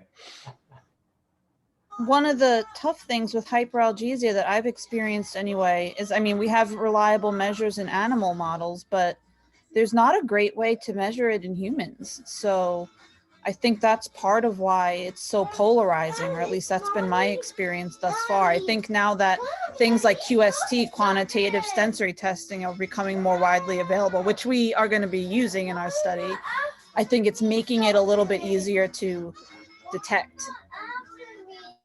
Yeah, I think you're right. I think there are a couple of tests where it's pretty reliable, and there are other tests where it just doesn't show up. And I think we, you know. Yeah, exactly. And it's also polarizing from the perspective of, like you said, its existence. You know, I think for a long time, people confused it or just thought it was tolerance. And, you know, I feel like some physicians also took personal blame when people would put the idea of hyperalgesia out there. So, you know, it's a very interesting field with a lot of different angles to it. Yeah, I've teamed up with Jane Ballantyne, who's a clinician, a physician who has treated thousands of pain patients, and we've written a couple of things recently. But you know, I think basically we should be using opioids probably like you do prednisone, okay? Which is you get a package of them and you start with 5, 4, 3, 2, 1, and you know, you know, maybe that won't fit every indication for the use of pain as pain meds, but I think we have, and I think we're in the midst of a complete reassessment of how we're going to use opioids for pain medicine. So, you know, I think there are going to be swings one way and swings the other way, and unfortunately, people may suffer in the process. And obviously, you break a leg and somebody has to set it and you're going to have surgery, you absolutely need opioids, but you don't need opioids for 3 months or a whole bottle of opioids when you had a couple of stitches in your face. Mm-hmm. Right. Yeah, Jeff. Francis, did you have a comment? Well, I mean, you know, I've been looking at your model a lot of times over the last year, and what sort of strikes me, and I was just curious what your thoughts were, you know, in the areas about like reward deficit and executive functioning. I mean, these are common deficits that occur even before the development of an alcohol or a drug use problem. Particularly, I mean, those are just what I see all the time with ADHD and surely also with depression. So I was just curious your thoughts when these disorders predate, whether it exacerbates and makes this cycle occur quicker or more intense, or you know, because as clinicians, you know, you want to do something or give something, whether it's psychotherapy or medication, and you know, there's these deficits that occur predating the medication. So it's more of a comment that I think when we see patients either in research protocols or clinically, they have these problems to begin with, which I think then makes it harder to undo this sort of cycle that you've described, and whether or not there's been work in people with and without the underlying psychiatric conditions in terms of the speed in which this develops. You know, it seems to us clinically that that's the case. Well, you know, I agree, Fran. I mean, it's probably still a dirty word, but the radical Koob is a self-medication kind of guy. And I basically think you can enter the addiction cycle at any of the stages. You don't have to enter it just because it feels good, the first time you take it, but maybe even the first time you take a drug, you know, it feels, and this is often described by individuals, this is the first time I felt normal. Right, right. And I can imagine that someone with a cognitive deficit is going to be more likely to be impulsive, which you see all the time in ADHD, and much more likely to start sampling. And then maybe finding that psychostimulants are helping them focus. And so they start self-medicating in that way. And I don't think all of addiction is self-medication, but I do think, I guess my most radical perspective is that ultimately for a drug like opiates and sometimes even for alcohol, and maybe even sometimes for methamphetamine, you ultimately are taking the drug to fix the problem that the drug caused. And, and One of the person that I'm mentoring right now is part of the TRACK program, which is our program that Denise Hien, I'm talking to Denise, it's our program, I just read her dissertation, and it's a group of young adults, 18 to 25, and basically out of all the quote young adults who were sampling alcohol and running into problems, only one out of over 100 who had been thinking that they have ADHD had actually been treated. So, you know, they're using self-medication or they're doing something else because they're not being treated. And these kids were from, these college students were from disadvantaged backgrounds in which the average family income was under $30,000. They're not getting sophisticated psychopharmacologic treatment, and they're not getting any treatment. And you know, I do think I will use the dirty word of self-medication as a psychiatrist. You know, I think that's a lot, a certain percentage of individuals, that is what's going on, I think. You know, one of the first papers I tried to write in the 1980s was a review article about self-medication, and I got tomatoes thrown at me from all you did. From all the addiction experts, all the clinical people. Oh my gosh. Yeah. But I think things have come around. Jeff Miller, you have a Thank you so much. Yes, that was such a beautiful talk. Thank you. You know, I'm curious your thoughts, given the kappa antagonist data that you presented in animals, you know, with NOR-BNI, your thoughts about its potential for translation to humans. I had meant to acknowledge the work of some colleagues at Yale so we've now shown this signal of kappa opioid binding and scaling inversely with depression severity. And at Yale, they have found low kappa opioid receptor levels in alcohol use disorder. And I meant to also say that they have correlated it with response to naltrexone.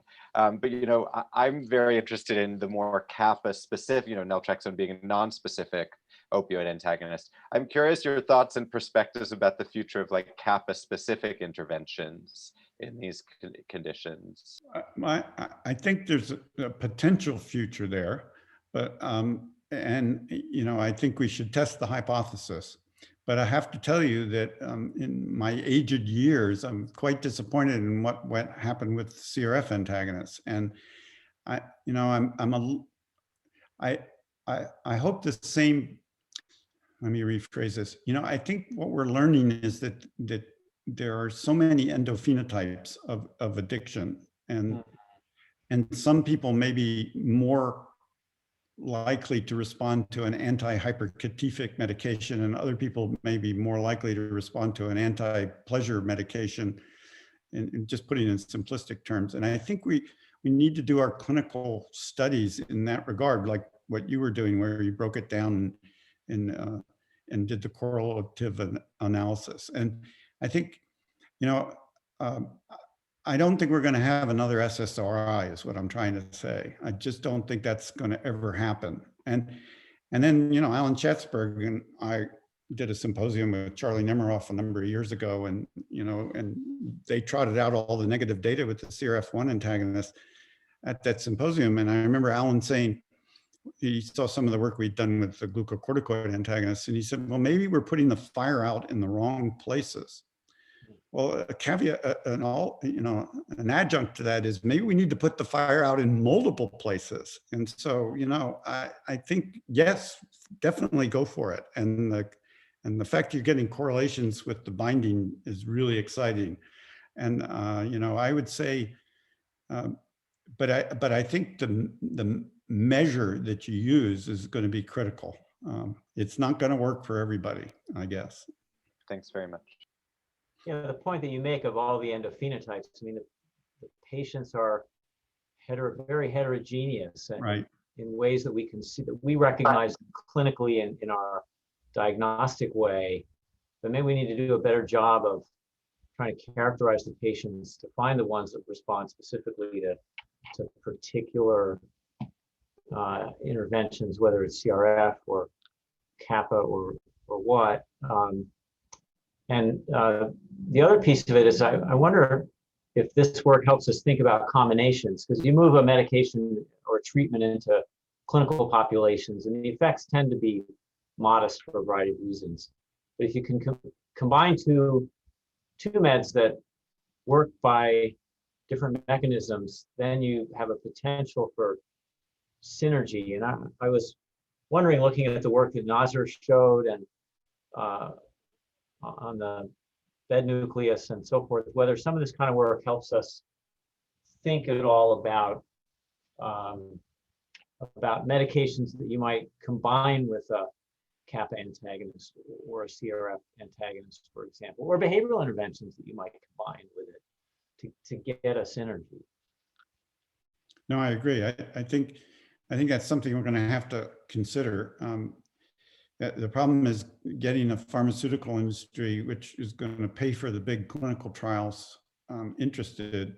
You know, that, you know, there are two valleys of deaths that I've kind of identified after 7 years as director of NIAAA. I mean, one is that we have all these wonderful preclinical targets, but very few INDs on some of these compounds. And so I want to remind all of you, since you're interested in this area, that the INSIG contract will now fund alcohol interaction studies. I mean, we're not going to be doing it for everybody and anything, but you know, you can write Ray Litton and ask him if you have a compound that you want to see move forward, but you're not going to get an IND from the FDA unless you've done an alcohol interaction study with the drug. You guys know that. And so that's one valley of death that we've maybe put a little bit of a patch on. Maybe a you know, a bridge across the chasm. But the other one, which is taking, once you have a phase 2 clinical trial that's positive, and then getting somebody who wants to pay for the big trial, that's another challenge. Yeah. But the rumors are that the venture capitalists are sniffing. So you guys probably know more about that than I do. I can't deal with venture capitalists. They'd run me out of town on a.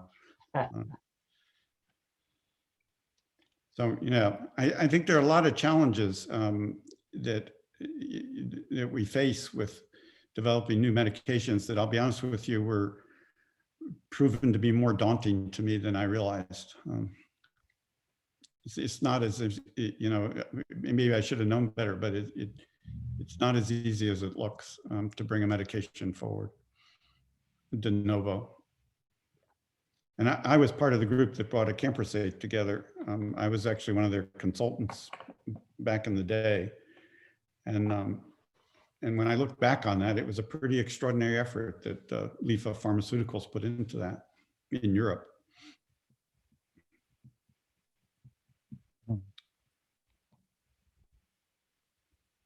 Any other thoughts or questions? Have I? Questions from folks who work on stress or ketamine? Steve Donovan. Yeah, well, I was just wondering about the implications for end of life treatment of this finding that if you're going to be using morphine a lot, it could actually make the whole situation worse. I mean, it's not an addiction problem; it's a pain management problem, but it seems to have a lot of implications for it. Yeah, I think that's out of my expertise, to be honest with you. I mean, I think you're right. It's going to be a challenge depending on what stage of the end of life you're in. All right. You know, if it's an acute situation, probably my guess is that there should be no limitations, because you want someone presumably to pass peacefully and with as little pain as possible. But if you're talking about prolonged treatment, then you worry about the fact that you're going to reach a point where, as we were talking, there's a sign reversal and you're actually getting breakthrough or whatever, however the pain docs want to call it. You're going to get pain even though you're being morphinized. And so that's an issue that I think people are struggling with. What I was talking about earlier, actually, you know, you go in for surgery, and I've had this happen, you all had it happen, where you end up, you know, getting a prescription for a whole bottle of hydrocodone, and that's not necessary, right? Ned, there are a couple raised hands, Elias Dakwar and Laura Brandt. Yeah, Laura, go ahead, and then Elias. All right.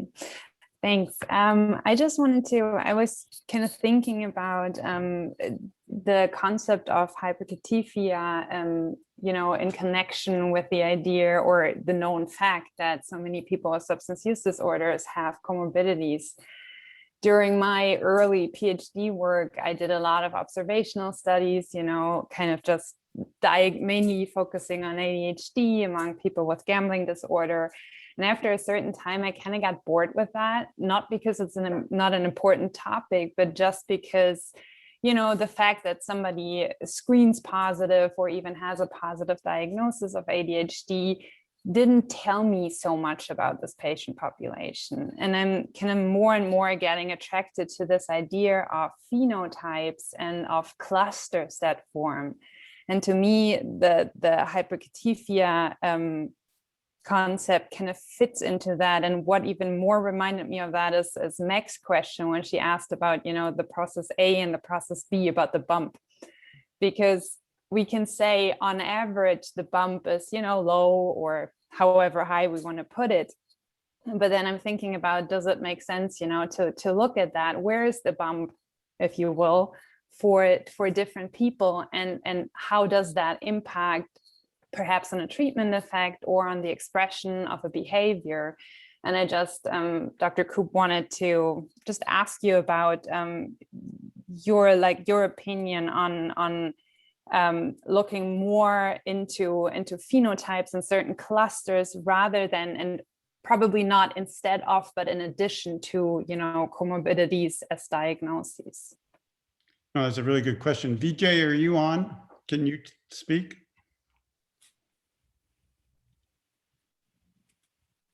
I don't know whether Vijay is still on, but that's one.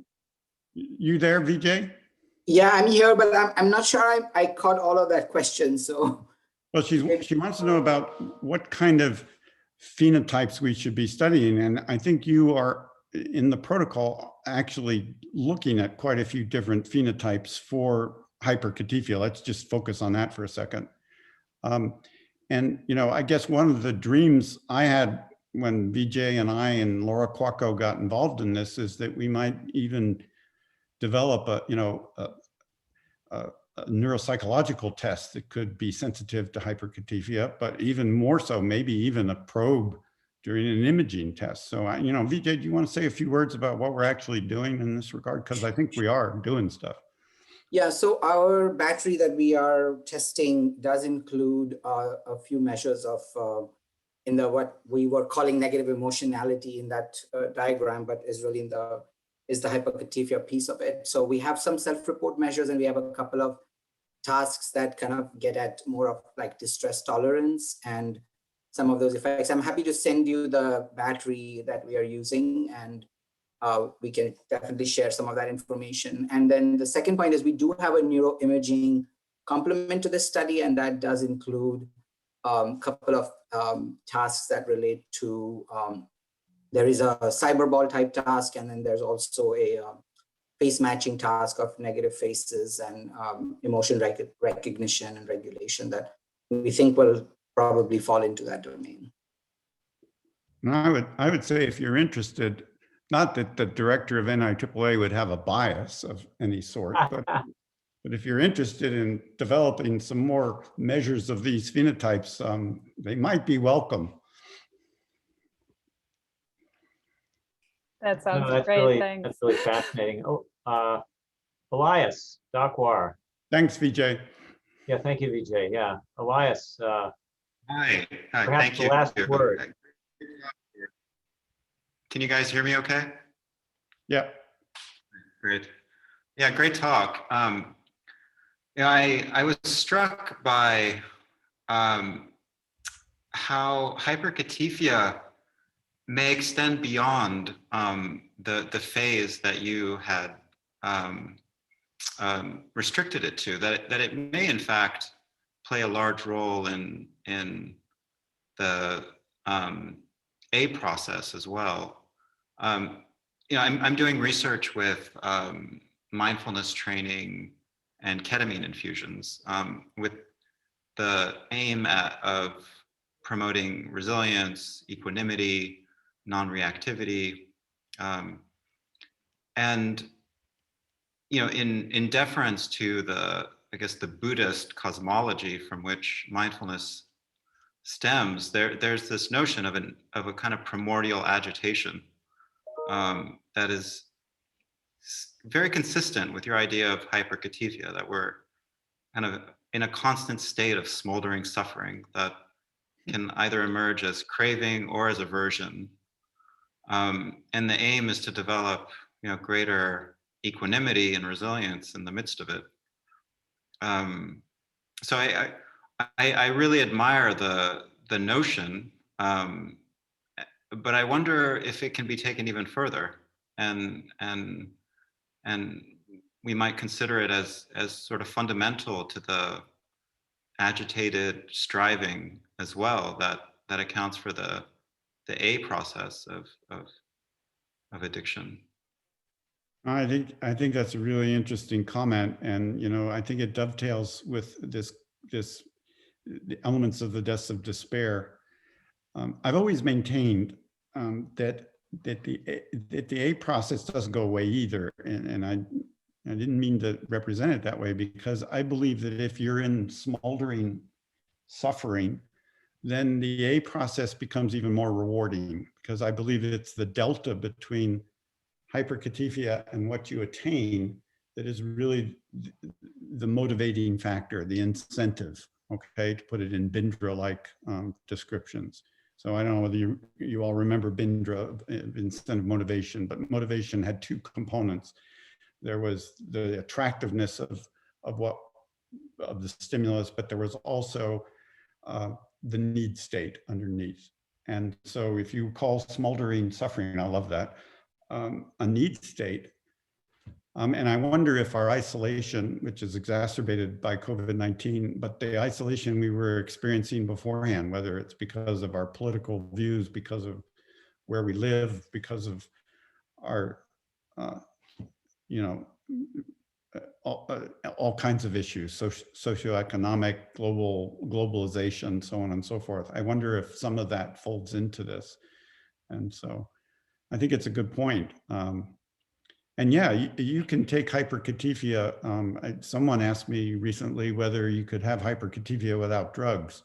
And the answer is presumably yes. I mean, I would suspect that there's a hyperkatifeia response to pathological gambling that someone was talking about, but I'm sure you know, think of how you feel after you've, you know, after the celebration for your PhD, you know, or some big positive event in your life. There's always a little bit of, well, every time I give a talk, there's a little bit of a crash afterward. So I always take a walk or something, try and get the blood flow back.